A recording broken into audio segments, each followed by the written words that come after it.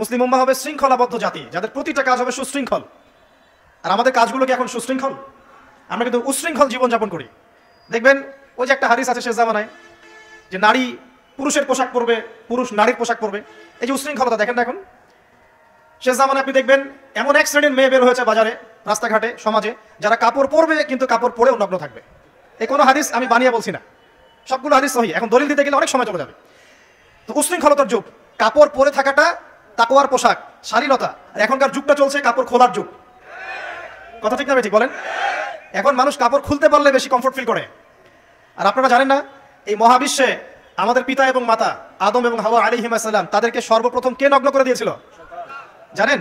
ফালাম্মা যাকাশ শাজারা, যখন আমাদের পিতা মাতা ওই গাছের কাছে চলে গেলেন। কোন গাছ? যেটা আল্লাহ পাক বলেছিলেন ফালা তাকরাবা হাদিহি শাজারা। ওই গাছের কাছে যখন তারা চলে গেলেন, তার ফল খেয়ে ফেললেন। বাদাত লাহুমা সাওআতিহিমা, তাদের এই যে পোশাকটা, এই পোশাকটা খুলে পড়ে গিয়েছিল এবং লজ্জাস্থান উন্মুক্ত হয়ে গিয়েছিল। তো সর্বপ্রথম আমাদের পিতা মাতাকে নগ্ন করে দিয়েছিল কে? ইবলিস। এখন যারা মুসলিমদের গা থেকে কাপড় খুলে ফেলতে চাচ্ছে, এরা তাহলে কার অনুসারী? দলিল কি পেয়েছেন? বানিয়ে বলি নাই, সূরা আরাফ পড়েন, পেয়ে যাবেন ইনশাআল্লাহ। কোন সূরা? সূরা আরাফ। প্রথম নসিহত প্রিয় ভাইরা, এই যুগটা হচ্ছে উশৃঙ্খলতার যুগ। এই যুগে মানুষ আল্লাহ পাকের হালালকে খুব কমই পরোয়া করে।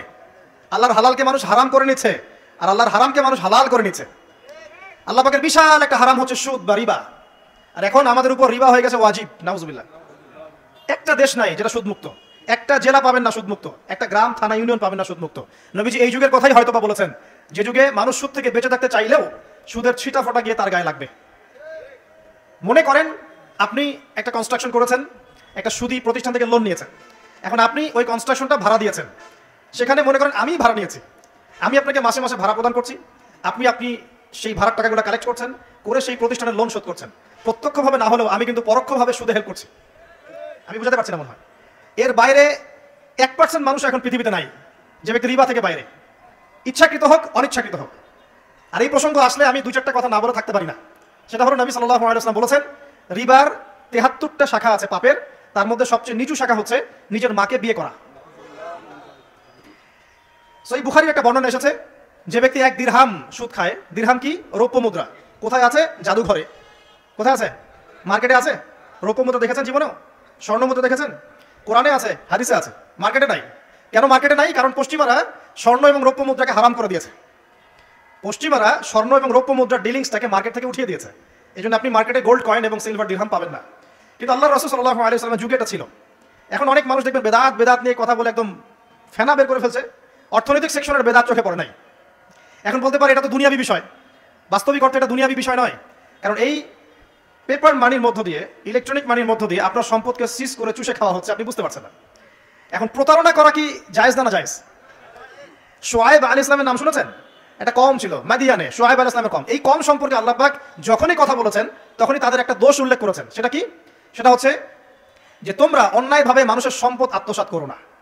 তোমরা অন্যায়ভাবে মানুষের সম্পদ আত্মসাৎ করো না। এই কাজটা করতো শুআয়ব আলাইহিস সালামের কম, এবং তারা মাপে কম দিত, জনগণের অর্থ সম্পদ লুটে পুটে খেত। আল্লাহ রাব্বুল আলামিন তাদেরকে ভূমিকম্প দিয়ে ধ্বংস করে দিয়েছে। এখন এই পুরো মনিটারি সিস্টেম যেটা চলছে, এর মধ্য দিয়ে গরিব যে দেশগুলো আছে, স্বল্প উন্নত দেশ বা মধ্যম পর্যায়ের দেশ বা আরো নিম্ন পর্যায়ের অর্থনৈতিক সেকশনে, তাদের রক্তগুলো চুষে চুষে খেয়ে একটা সভ্যতা আজকে বিশাল বিশাল অট্টালিকা নির্মাণ করেছে।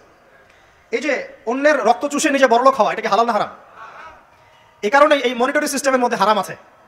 এই যুগটা সেই যুগ যেখানে মানুষ আল্লাহর হারামকে হালাল করে নিয়েছে আর হালালকে হারাম করে নিয়েছে। রিবা একটা টাটকা হারাম, আমরা এটাকে হালাল করে ফেলেছি। এখন এই হাদিসগুলো শুনলে আমাদের গায়ের মধ্যে দাগও কাটে না, অন্তরটা কেঁপে ওঠে না, আমাদের কলবে কোনো নড়া দেয় না। নবী সাল্লাল্লাহু আলাইহি ওয়াসাল্লাম বলেছেন, 1 দিরহাম যে ব্যক্তি সুদ খেয়েছে, সে যেন 36 বার জিনা করেছে। কতবার? আমি হাদিসটা বানিয়ে বললাম কি বললাম না, আপনারা আলেমদেরকে জিজ্ঞাসা করবেন, বাসায় গিয়ে অবশ্যই জিজ্ঞাসা করবেন। যদি দেখেন হাদিস ঠিক আছে, সহিহ, তাহলে আল্লাহর ওয়াস্তে এখন যেমন তওবা করলেন আমি 5 ওয়াক্ত নামাজ ছাড়বো না, ঠিক আমার সাথে আবার তওবা করেন যে সারা জীবন সুদ খাবো না ইনশাআল্লাহ।